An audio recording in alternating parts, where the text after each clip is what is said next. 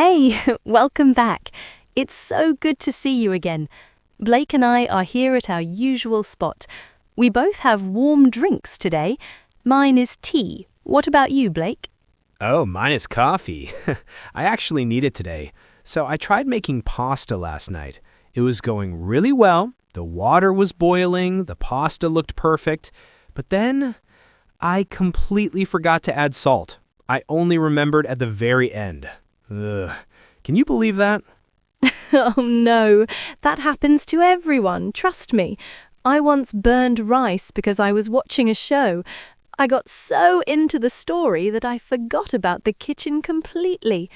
When I finally remembered, the smell was terrible. The rice was black.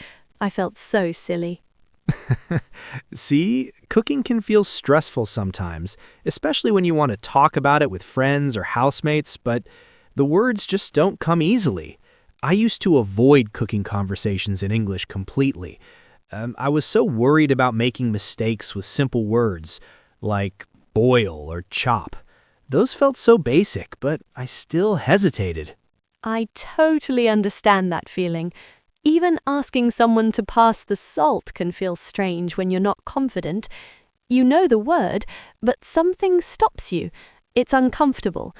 But today, we want to share the everyday cooking words and phrases that actually come up in real kitchens, real conversations, real moments when you're standing near the stove or sitting at the table with someone. Exactly. And by the end, you'll feel much more comfortable talking about what you cook, what you like to eat, and even your small kitchen disasters. Because we all have those. We'll keep everything simple, clear, and natural, just like a real conversation between two people who love food but definitely aren't professional chefs. So, let's start. So, Zara, what did you have for breakfast this morning? I'm curious. Let me think. I made scrambled eggs with toast and a little bit of cheese on top. The eggs were soft and warm, and the cheese melted nicely. It was simple, but it felt really good. What about you? Oh, I only had coffee and a banana. I woke up late this morning. Ugh, I'm not a morning person at all. So breakfast is usually very quick for me. Sometimes I don't even sit down. I just drink something and go. I completely understand that. Some mornings, I also just grab an apple or a piece of bread and run out the door. There's no time for anything fancy.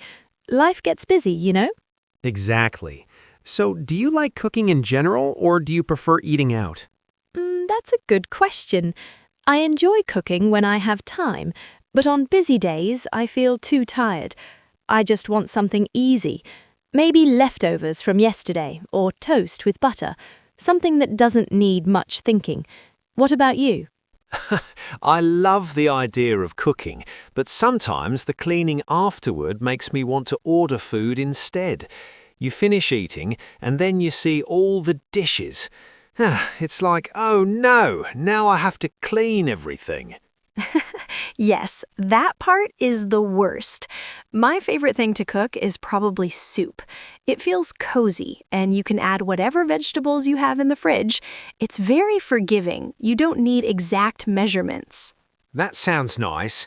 I love making sandwiches because they're fast and you can be creative with the ingredients. I once made a sandwich with avocado, tomato, and a fried egg. It was delicious. The yolk was still a little soft and it mixed with everything. That actually sounds amazing. I want to try that now. You know, maybe we should talk more about cooking today. It's such a normal part of life, but somehow it's one of those topics where people feel shy or unsure when speaking English. Yes, let's do that. Let's make it easy and fun. Okay, so cooking is something we do almost every day, right? But when we try to describe it in English, sometimes we just freeze. We're not sure which verb to use. Like, what's the right word for this action? It feels confusing. I totally get that. Let me give you an example. When you put water in a pot and heat it until it bubbles, that's called boiling. The water gets very hot and you see those bubbles rising up. That's boiling. Yes, like when you boil water for tea, or when you boil pasta. You fill the pot, turn on the heat, wait for the bubbles, and then you add the pasta. It's something we do all the time, but the word boil doesn't always come to mind quickly. Exactly. And you can also boil eggs or vegetables like carrots and potatoes. Boiling is really common in cooking. It's one of those basic actions that shows up everywhere. You know, I used to confuse boil with bake when I first started learning English. I thought they were kind of the same thing. But now I know that baking happens in the oven, like when you bake bread or cookies. The heat comes from all around, and it's dry heat, not water. Smiling tone, yes, exactly. Baking is dry heat from the oven. Medium tone, boiling uses hot water on the stove, totally different. Smiling tone, I remember the first time I tried to bake a cake, I was so nervous because I had to follow the recipe very carefully. If the temperature is wrong, the cake doesn't rise properly. Oh, baking can be tricky like that. But let's talk about another common word, frying. Frying means cooking something in oil or butter in a pan. Like when you fry an egg or fry chicken. The food sits in the hot oil and cooks quickly. Yes, and fried food usually gets a little crispy on the outside. That's why people love fried potatoes or fried fish. There's that nice texture. It's soft inside and crispy outside. Medium tone, my mom used to fry fish on Fridays, and the whole house smelled amazing. That sounds so good. My favorite fried food is probably fried rice. It has so many flavors mixed together. You fry the rice with vegetables, maybe some egg, and you add sauces. Everything comes together in one pan. Oh, I love fried rice too, especially when it has garlic and a little bit of soy sauce. By the way, soy sauce is that dark, salty liquid you sometimes see in Asian cooking. It makes everything taste richer and deeper. Just a few drops can change the whole dish. Yes, soy sauce is amazing. Okay, so here's a question for you watching this. What's your favorite fried food? Think about it for a second. Is it fried chicken, fried vegetables, maybe something else? We'd love to know. All right, let's keep going. Another useful word is chop. Chop means to cut something into small pieces with a knife. For example, you chop onions, you chop tomatoes, or you chop fresh herbs like parsley. Chopping is one of those actions you do before you even start cooking. Yes, and chopping can be relaxing sometimes. You get into a rhythm and it feels kind of nice. But other times, it makes your eyes water, especially with onions. Ugh, I always cry when I chop onions. It's so annoying. Oh, onions are tough. Your eyes just start burning and the tears come. But there are tricks. Some people say you should chop them near running water, or you can put the onion in the fridge for a little while before cutting it. The cold helps reduce the strong smell. Really? I've heard that before, but I never actually tried it. Maybe I should. Next time I'm chopping onions, I'll put them in the fridge first and see what happens. Let us know if it works. Okay, so there's also another cutting word, slice. Slice means cutting something into thin, flat pieces. You slice bread, you slice cheese, or you slice cucumbers for a salad. It's more about making even, thin pieces. Right, slicing and chopping are different. Slicing is usually more careful and even. You're trying to make pieces that are the same thickness. But chopping can be faster and the pieces are smaller. Sometimes chopping doesn't need to be perfect. You just cut it up and move on. Yes, that's a good way to remember it. I think slicing feels a little more controlled. Okay, so cooking is something we do almost every day, right? But when we try to describe it in English, sometimes we just freeze. We're not sure which verb to use, like what's the right word for this action. It feels confusing. I totally get that. Let me give you an example. When you put water in a pot and heat it until it bubbles, that's called boiling. The water gets very hot and you see those bubbles rising up. That's boiling. Yes, like when you boil water for tea, or when you boil pasta. You fill the pot, turn on the heat, wait for the bubbles, and then you add the pasta. It's something we do all the time, but the word boil doesn't always come to mind quickly. Exactly. And you can also boil eggs or vegetables like carrots and potatoes. Boiling is really common in cooking. It's one of those basic actions that shows up everywhere. You know, I used to confuse boil with bake when I first started learning English. I thought they were kind of the same thing. But now I know that baking happens in the oven, like when you bake bread or cookies. The heat comes from all around and it's dry heat, not water. Yes, exactly. Baking is dry heat from the oven. Boiling uses hot water on the stove. Totally different. I remember the first time I tried to bake a cake. I was so nervous because I had to follow the recipe very carefully. If the temperature is wrong, the cake doesn't rise properly. Oh, baking can be tricky like that. But let's talk about another common word, frying. Frying means cooking something in oil or butter in a pan. You fry an egg or fry chicken. The food sits in the hot oil and cooks quickly. Yes, and fried food usually gets a little crispy on the outside. That's why people love fried potatoes or fried fish. There's that nice texture. It's soft inside and crispy outside. My mom used to fry fish on Fridays, and the whole house smelled amazing. That sounds so good. My favorite fried food is probably fried rice. It has so many flavors mixed together. You fry the rice with vegetables, maybe some egg, and you add sauces. Everything comes together in one pan. Oh, I love fried rice too, especially when it has garlic and a little bit of soy sauce. By the way, soy sauce is that dark, salty liquid you sometimes see in Asian cooking. It makes everything taste richer and deeper. Just a few drops can change the whole dish. Yes, soy sauce is amazing. Okay, so here's a question for you watching this. What's your favorite fried food? Think about it for a second. Is it fried chicken? Fried vegetables? Maybe something else? We'd love to know. All right, let's keep going. Another useful word is chop. Chop means to cut something into small pieces with a knife. For example, you chop onions, you chop tomatoes, or you chop fresh herbs like parsley. Chopping is one of those actions you do before you even start cooking. Yes, and chopping can be relaxing sometimes. You get into a rhythm and it feels kind of nice, but other times it makes your eyes water, especially with onions.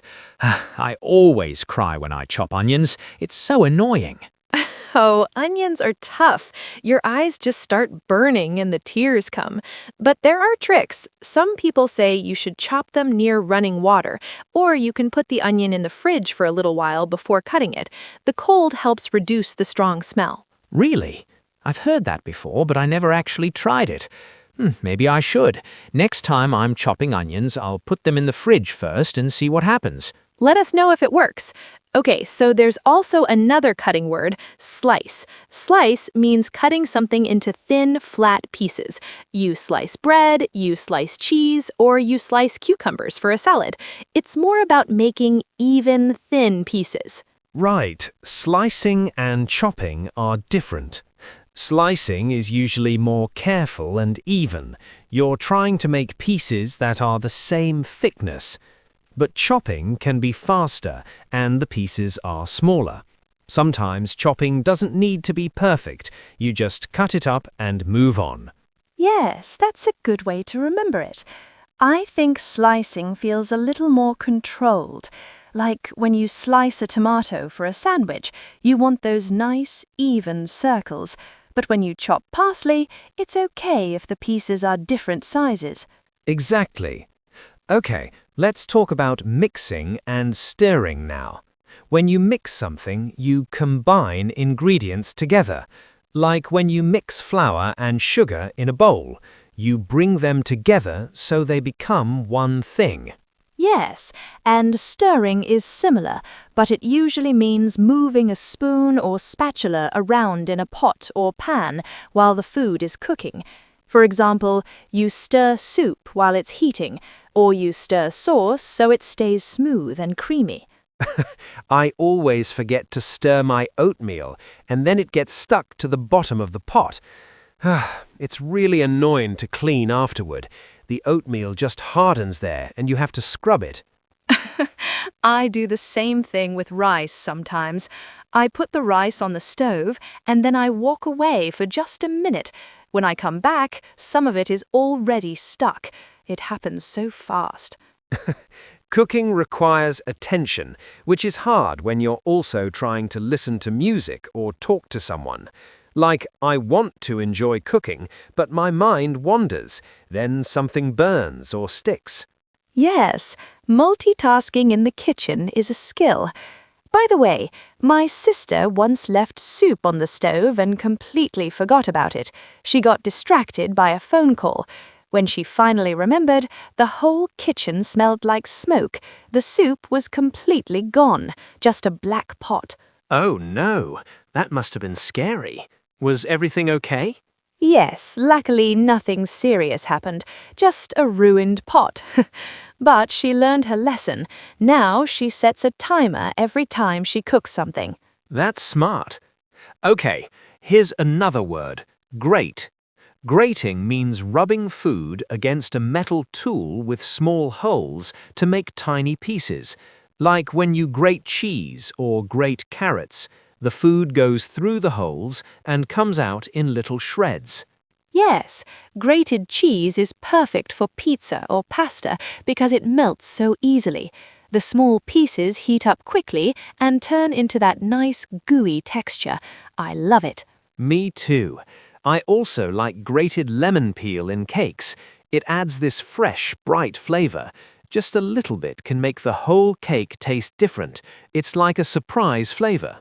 That sounds delicious. A question for you watching. Do you ever grate anything when you cook? Maybe cheese or vegetables? Think about it for a moment. All right, let's talk about peel now. Peeling means removing the outer skin of fruits or vegetables, like when you peel a potato, peel an orange, or peel a banana.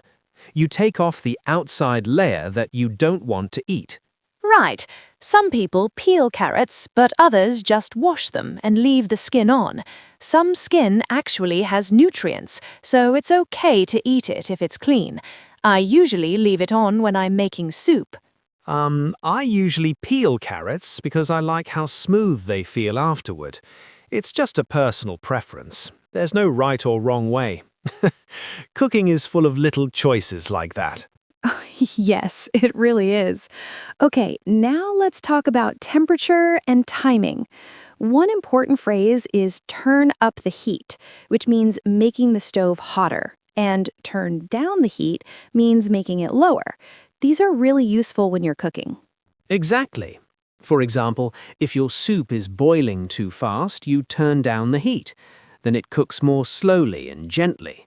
You don't want it bubbling like crazy.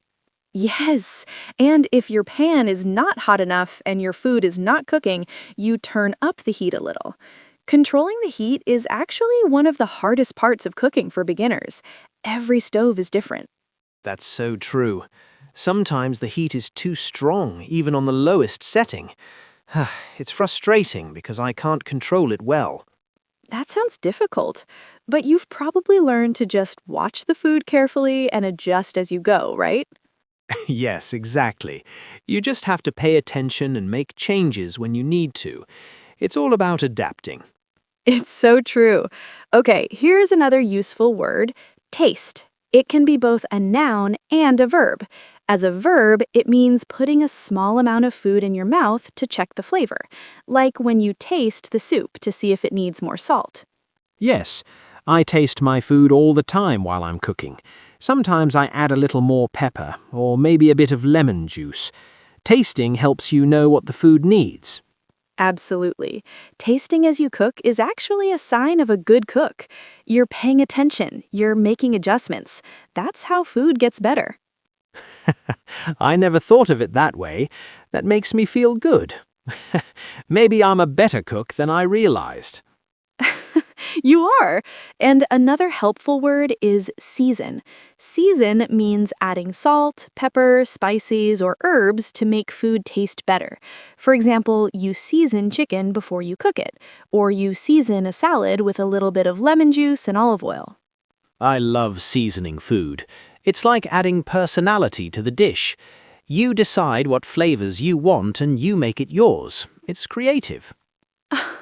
That's a beautiful way to describe it. By the way, my grandmother always says that love is the most important seasoning. I know it sounds cheesy, but I think it's kind of true. When you cook with care, the food tastes better. I believe that too. Food made with love just feels different. You can sense it. Exactly. Okay, Blake, let's wrap this part up. Yes, so there are so many small actions in cooking, like cracking an egg, draining pasta, adding a pinch of salt, or letting something simmer. Simmering means cooking slowly and gently with small bubbles. It's softer than boiling. Right, and even though these words might seem simple, they show up in almost every recipe and every conversation about food. Once you know them, talking about cooking becomes so much easier. So here's one more question for you. Which cooking word do you want to practice using this week? Maybe it's chop, or season, or simmer. Pick one and try using it when you talk about food, even just once. It helps. Okay, let's quickly review some of the most useful cooking words we just talked about. This way, you can remember them easily and use them in real life. Sound good? Yes, let's keep it simple and clear. Just the main words and some examples. That's all you need. Perfect. So, first one, boil. Boil means to heat liquid until it bubbles, like when you boil water for tea or boil pasta in a pot. The water gets very hot and you see those bubbles rising up. Here's an example. I always boil eggs for exactly 7 minutes. 7 minutes gives me the perfect soft center. If I go longer, the yolk gets too hard, so I watch the time carefully. Nice. Next is bake. Bake means to cook food in an oven using dry heat, like when you bake bread, bake a cake, or bake chicken. The heat surrounds the food from all sides. Example.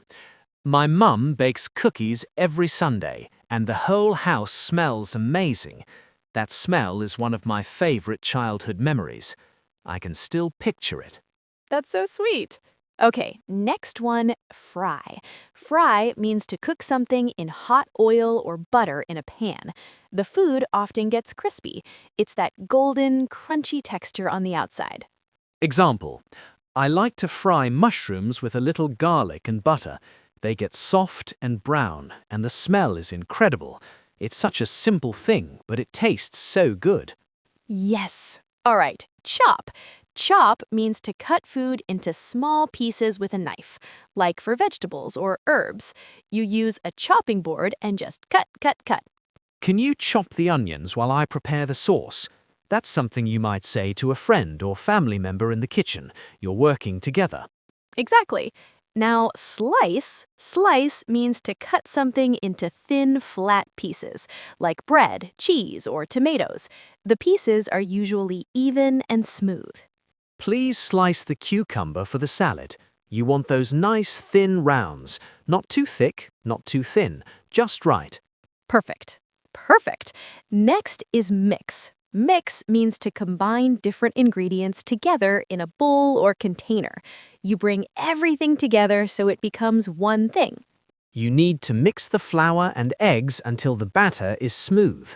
No lumps, just smooth and even. That's important for cakes and pancakes. Yes. Okay, stir. Stir means to move a spoon or spatula around in a pot or pan. You do this to keep food from sticking or burning. It's constant movement.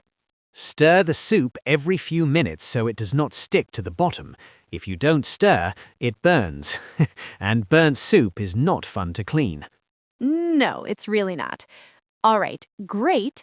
Grate means to rub food against a tool to make small pieces, like with cheese or carrots. The pieces are tiny and thin. Example, I grate cheese on top of my pasta because it melts faster. Fresh grated cheese is so much better than the pre-grated kind. It just tastes richer. Agreed. Now, peel.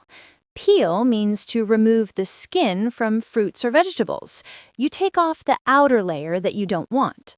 Example, do you peel your apples or do you eat them with the skin? I'm always curious about this. Some people peel everything. Others don't peel anything.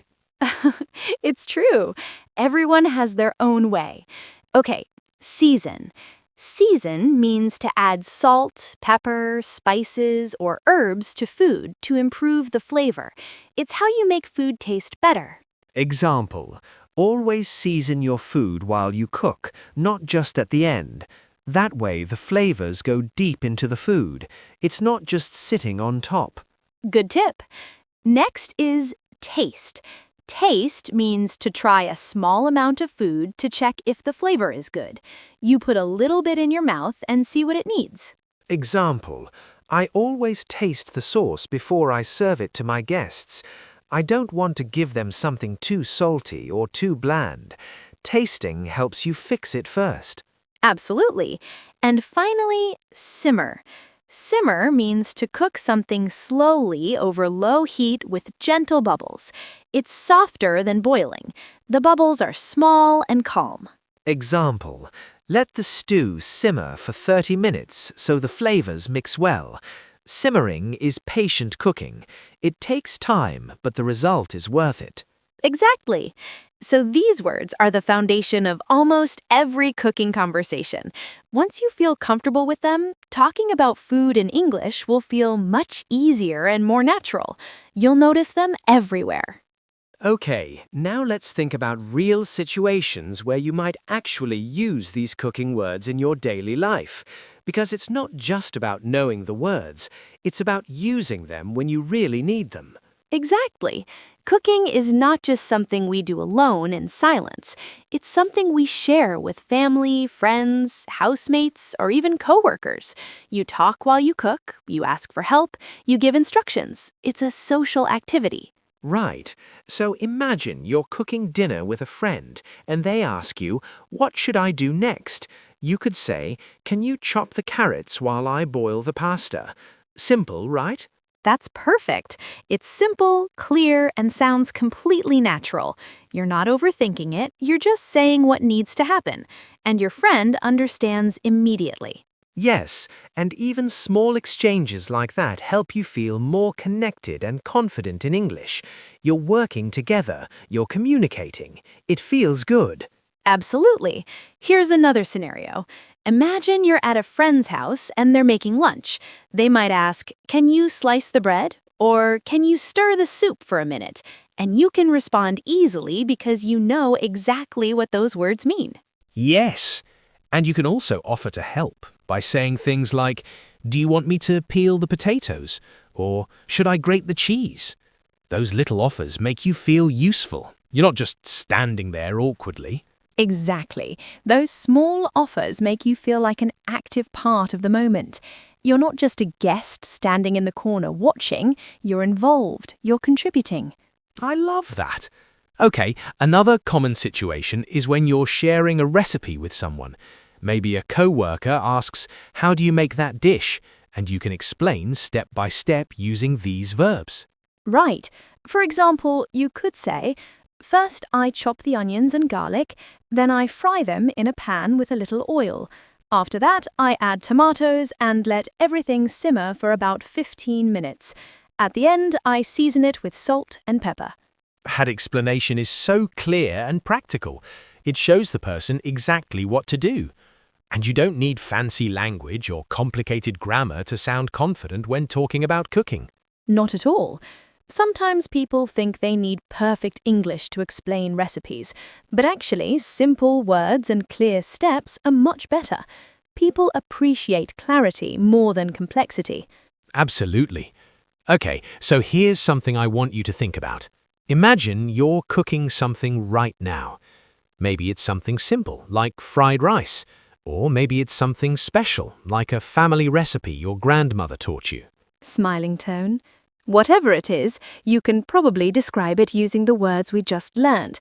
You don't need anything fancy, just the basics. Chop, fry, season, simmer. Those words cover so much.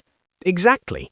If you can picture yourself chopping vegetables, boiling water, or seasoning a dish, then you're already thinking in English about cooking. And that is a huge step. It really is. Yes, mental practice is just as important as speaking out loud. By the way, my cousin once told me that he practiced cooking vocabulary by narrating everything he did in the kitchen. Even when he was alone, he would say, "Now I'm chopping the onion. Now I'm heating the pan." That's such a smart idea. It turns a normal activity into a chance to practice without pressure. You're not performing for anyone, you're just talking to yourself and building confidence. Exactly. And after a while, it becomes automatic. The words just come to you when you need them. You don't have to search for them in your mind anymore. That's the goal, right? To make it feel natural and easy, not stressful. Smiling tone. Yes. So cooking is one of those everyday topics that connects people. And when you can talk about it naturally in English, you'll feel more comfortable in homes, in shared kitchens, at dinner tables, and even in casual conversations about food and culture. Right. It's not about being a great chef. It's about being able to share what you do and what you enjoy. That's what makes conversations meaningful. You're connecting over something real and personal. Smiling tone. Exactly. And food is one of the easiest ways to connect with people. Everyone eats, everyone has favorite dishes, everyone has cooking stories. It's universal. So true. All right, let's keep going. We're almost there. Okay, let's take a breath and look back at everything we talked about today. We covered a lot, didn't we? We really did. We covered so many useful words and phrases that show up in real cooking situations all the time. These aren't random words, they're the ones you actually need. Right. So, you now know the difference between boiling, baking, and frying. Those are three of the most common cooking methods. Boiling uses water, baking uses the oven, and frying uses oil or butter in a pan. Exactly. And we also talked about chopping and slicing. Those are simple cutting actions that come up whenever someone is preparing vegetables, fruits, or bread. You chop when you want small pieces.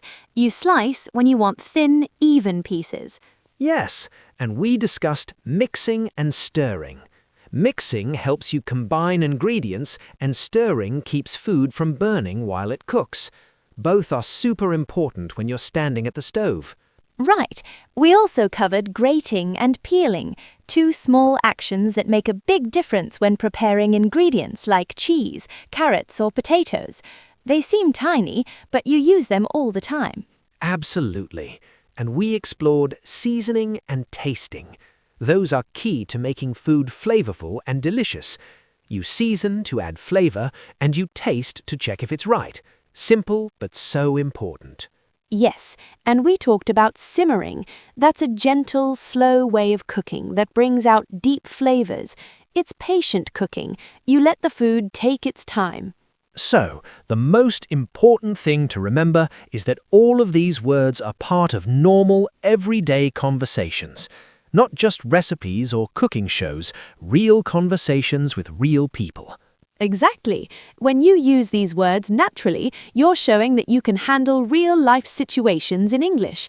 Whether you're cooking with a friend, explaining a recipe, offering to help in the kitchen, or just talking about what you ate for lunch, you're ready for those moments. And that kind of confidence doesn't come from memorizing lists.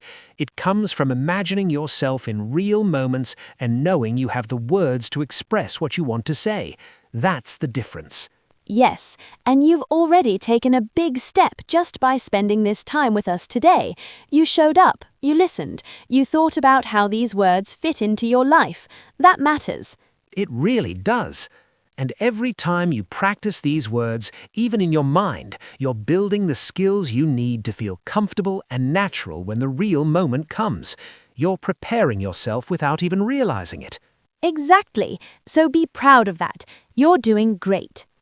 Okay, we want to hear from you now. What is one dish you love to cook, or one dish you want to learn how to cook? We're really curious. It can be something simple like toast with butter, or something more special like a traditional dish from your culture. Maybe it's your grandmother's recipe. Maybe it's something you saw online and want to try. Anything. There's no right or wrong answer. We genuinely want to know, because food is such a personal and meaningful part of everyone's life. Your answer tells a story about you. Exactly. And sharing your answer in the comments helps you practice writing in English. It also helps us understand what kind of cooking content you want to see in the future. We love hearing from you. Yes. And if this conversation helped you feel more confident about talking about cooking in English, you can show your support by liking the video or subscribing to the channel. That really helps us keep making content for you. We make new videos every week to help learners practice real, natural English in everyday situations. So if you enjoyed today, there's more coming soon. Thank you so much for spending time with us today. We'll see you very soon. Take care.